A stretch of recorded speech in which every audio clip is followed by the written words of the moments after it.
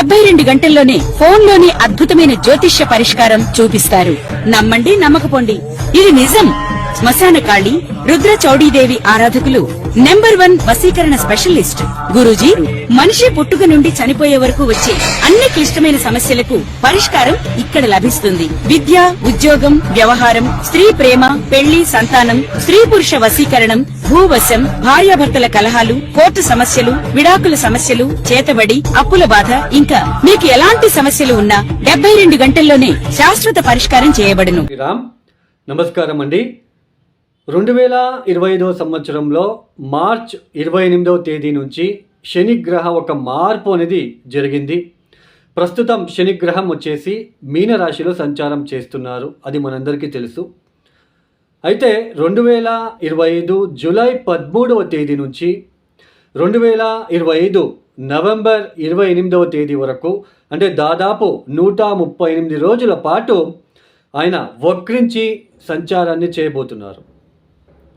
ఈ ఏదైతే శని మీనరాశిలో వక్రించి సంచారాన్ని చేస్తున్నారో, ఈ వక్రించిన శని సమయం ఏదైతే ఉందో ఈ 138 రోజుల పాటు ద్వాదశ రాశుల వాళ్ళకి ఎలాంటి ఫలితాలు రాబోతున్నాయి, మరియు వాళ్ళు ఏ విషయాల్లో జాగ్రత్తలు తీసుకుంటూ వెళ్ళాలి, మరియు వాళ్ళు ఎలాంటి పరిహారాలని పాటిస్తూ వెళ్ళాలి అని ఈ వీడియో ద్వారా తెలుసుకుందాం. ముఖ్యంగా నేను ఏదైతే ఈ వక్రించిన శనిగ్రహం వలన ఇలాంటి ఫలితాలు రాబోతున్నాయి అని చెప్తున్నానో, ఇది దేని బట్టి అవి పూర్తిగా శుభ ఫలితాలు వస్తాయా లేదా మనకి అశుభ ఫలితాలు వస్తాయా అని మనం ఎలా తెలుసుకుంటామంటే, అష్టక వర్గ బిందువులు ఎవరి జన్మజాతకంలో అయితే మీ వ్యక్తిగత జాతకం ఒకసారి చెక్ చేసుకోండి. మీ మీనరాశిలో శని గనక 0, 1, 2 బిందువులు గనక ఇచ్చి ఉంటే వాళ్ళు చాలా జాగ్రత్తగా ఉండాలి. వాళ్ళకి అశుభ ఫలితాలు వచ్చే సూచనలు ఎక్కువగా ఉంటాయి అని అర్థం.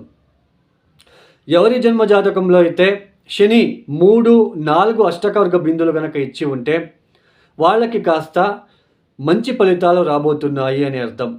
అంటే కాస్త కొంచెం రిలీఫ్ అనేది ఉంటుంది. పూర్తిగా నెగిటివిటీ ఉండదు, అంటే పూర్తిగా చెడు కూడా ఉండదు, పూర్తిగా శుభం కూడా ఉండదు. మీడియం రిజల్ట్స్ అనేది మిక్స్డ్ అనేది ఉంటుంది. 0, 1, 2 అంటే పూర్తిగా అశుభ ఫలితాలే ఎక్కువగా ఉంటాయండి. ఎవరి జాతకంలో అయితే 5, 6 గనక ఇచ్చి ఉంటే మంచి ఫలితాలు వస్తాయి. కాస్త లేట్ అయినా, అది ఏనాటి శని అయినా పంచమ శని అయినా, సో 5, 6 బిందువులు గనక ఇచ్చి ఉంటే కాస్త లేట్ అయినా మీకు శుభ ఫలితాలు వస్తాయి అని అర్థం.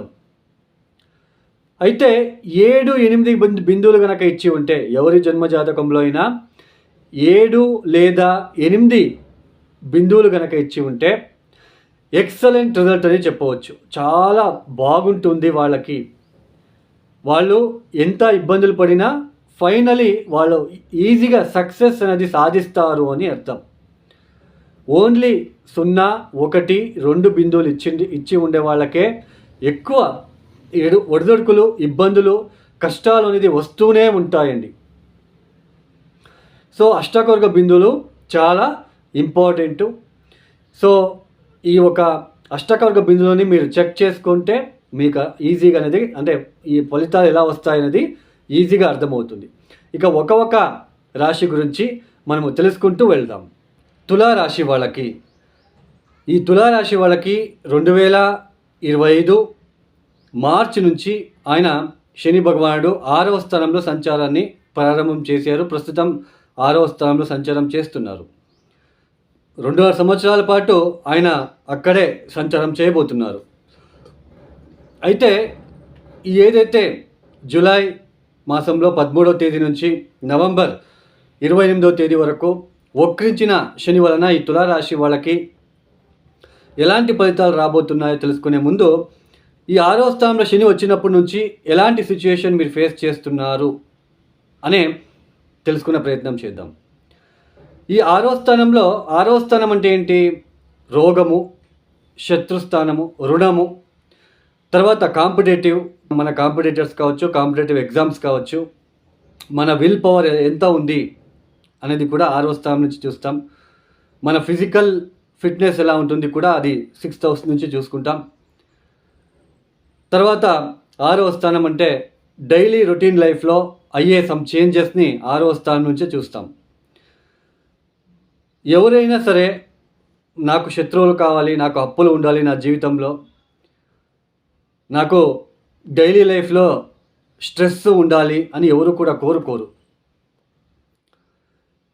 అలాంటి 6వ స్థానంలో శని వచ్చినప్పుడు మీకు చతుర్థాధిపతి పంచమాధిపతి శని యోగకారకుడయ్యి 6వ స్థానంలో అక్కడ కూర్చున్నప్పుడు ఇక్కడ ఈ శత్రువుల విషయంలో కావచ్చు, మీ కాంపిటీటర్స్, అది ఏదైనా లిటిగేషన్స్ కావచ్చు, కోర్టు విషయంలో కావచ్చు, ఏదైనా ఆస్తిపరమైన ఇబ్బందుల్లో మీరు తలదూర్చి అక్కడ ఏదైనా ఇంటికి సంబంధించిన ఆస్తి పత్రాలలో ఏదైనా లిటిగేషన్స్ ఏమైనా ఫేస్ చేస్తూ ఉండే ఆస్కారాలు, ఒక ఉద్యోగం విషయంలో ఒక పోరాటం అనేది ఒక స్ట్రెస్కి గురి అవ్వడం లాంటిది. తర్వాత ఆరోగ్యం విషయంలో చాలా రోజుల నుంచి ఇబ్బంది పడుతూ ఈ మార్చి నుంచి ఏదైతే శని 6వ స్థానానికి వచ్చినప్పటి నుంచి కొంచెం ఆరోగ్యరీత్యా మేలుకోవడం లాంటిది, కోలుకోవడం లాంటిది. సో ఇలా శని 6వ స్థానంలో మీకు మంచి శుభ ఫలితాలను ఇస్తారు. అంటే ఈ 6వ స్థానంలోకి రాగానే ఏదో ఒక లిటిగేషన్, వాటి మీద ఫైట్ చేయాలి, ఫైట్ చేసే ప్రమేయము, అప్పులు రుణాలు తీసుకొని ఉంటారు, ఆ రుణాలు తీర్చే ఒక ప్రయత్నాలు చేసుకోవడం, ఇప్పుడు డైలీ రొటీన్ లైఫ్లో సమ్ చేంజెస్ని చేసుకొని ముందుకు సాగడము, వీటిలో అన్ని విషయాల్లో కూడా శని మీకు మంచి ఫలితాలు ఇస్తూ ఉన్నాడు. ఆరోగ్యం బాగలేక ఇబ్బందులు పడుతున్న వాళ్ళు ఇప్పుడు 6వ స్థానంలో శని వచ్చినప్పటి నుంచి కొంచెం కోలుకుంటూ ఉంటారు.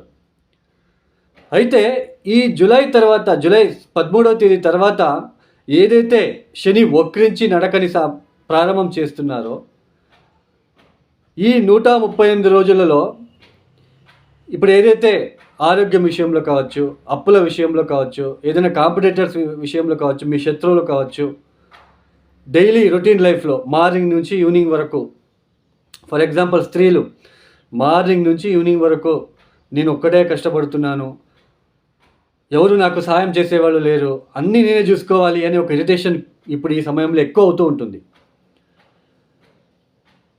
ఆరోగ్యం బాగాలేక ఇబ్బందులు పడి శని 6వ స్థానంలోకి వచ్చినప్పటి నుంచి ఏదైతే కోలుకుంటూ ఉంటారో, మళ్ళీ ఏదో ఒకటి ఆరోగ్య సమస్యల పట్ల ఒక వార్ లాగా, ఒక యుద్ధం లాగా చేసే ఒక ఆస్కారాలు, మెంటల్ టెన్షన్స్ పెరగడం లాంటిది. తర్వాత డైలీ రొటీన్ లైఫ్లో మార్నింగ్ నుంచి ఈవినింగ్ వరకు మీరు ఏదైతే పనులు చేస్తూ ఉంటారో ఆ ప్రతి పనిలో కూడా ఒక యుద్ధంలాగా మీకు అనిపిస్తూ ఉంటుంది. ఈ సమయంలో ఒక నేను ఏదో యుద్ధం చేస్తున్నాను అని అనిపిస్తూ ఉంటుంది. ఈ సమయంలో తల్లితో కావచ్చు, కౌటుంబిక వ్యక్తులతో కావచ్చు, కొంచెం డిస్టర్బెన్సెస్ లాంటిది క్రియేట్ అవ్వడానికి కూడా ఛాన్సెస్ ఉంటుంది. 6వ స్థానంలో శని వచ్చినప్పుడు మీకు శత్రువుల ద్వారా, మీకు ఎవరైనా శత్రువులు అంటే న్యూట్రల్ అయిపోతారు, మిమ్మల్ని చూసి ఆరోగ్యంలో కొంచెం కోలుకుంటారు. కాంపిటేటివ్ ఏదైనా ఇంటర్వ్యూకి వెళ్ళినా మీరు ప్రయత్నపూర్వకంగా చేసి మీరు మంచి సక్సెస్ని సాధిస్తారు ఇంటర్వ్యూలో. ఇలా అన్నీ కూడా మంచి జరుగుతూ ఉన్నప్పుడు ఆయన వక్రించినప్పుడు ఏదో ఒక విషయంలో, ఏదో అప్పులు కావచ్చు, ఆరోగ్యరీత్యా కావచ్చు, డైలీ రొటీన్ లైఫ్లో కావచ్చు, ఇలా ఏదో ఒక విషయంలో ఒక యుద్ధంలాగా నేను యుద్ధం చేస్తున్నానేమో అన్నట్టుగా మీరు ఫీల్ అవుతూ ఉంటారు. దూకుడు స్వభావం అనేది పెరిగిపోతూ ఉంటుంది. ఈ సమయంలో ఎవరైనా మిమ్మల్ని పాత సమయంలో వెనక్కి ఎప్పుడైనా ఎవరైనా డిస్టర్బ్ చేసి ఉంటే, ఈ సమయంలో మళ్ళీ వాళ్ళు డిస్టర్బ్ చేయడానికి వస్తే వాళ్ళని ఒక వార్లాగా కొట్టడానికి వెళ్ళే ఒక ఆస్కారాలు కూడా ఉంటాయి. ఇట్స్ డిపెండ్స్ ఆన్ అష్టకొర్గ బిందువులు దశా పీరియడ్. సో ఇలా వక్రించిన శని వలన ఇలాంటి సిచ్యుయేషన్ మీరు ఫేస్ చేసే ఆస్కారాలు ఉంటాయి. కాబట్టి ఈ తులారాశి వాళ్ళు తప్పనిసరిగా రోజు కాలభైరవేశ్వర గాయత్రి మంత్రం చదువుకోండి. పొద్దున 108 సార్లు, సాయంత్రం 108 సార్లు చదువుకోవడానికి ప్రయత్నం చేయండి. ఈ సమయంలో మృత్యుంజయ మంత్రం కావచ్చు, లేదా శివ పంచాక్షరి మంత్రం చదువుకునే ప్రయత్నం చేసుకోండి. మీరు తప్పనిసరిగా ఎవరైనా పేదలకు లేదా వృద్ధాశ్రమాలకి మీకు తగిన సహాయ సహకారాలని మీరు అందించడానికి ప్రయత్నాలు చేసుకోండి. కొంచెం హెల్త్ రీత్యా ఆరోగ్యరీత్యా కొంచెం ఎక్కువ డిస్టర్బెన్సెస్ ఫీల్ అయ్యే సూచనలు ఉంటాయి కాబట్టి జాగ్రత్తలు తీసుకోండి. ఈ వీడియోని మీకు నచ్చితే లైక్ చేయండి, షేర్ చేయండి, సబ్స్క్రైబ్ చేసుకోండి. సర్వే జనం సుఖినో భవంతు. ధన్యవాదాలు. జై శ్రీరామ్.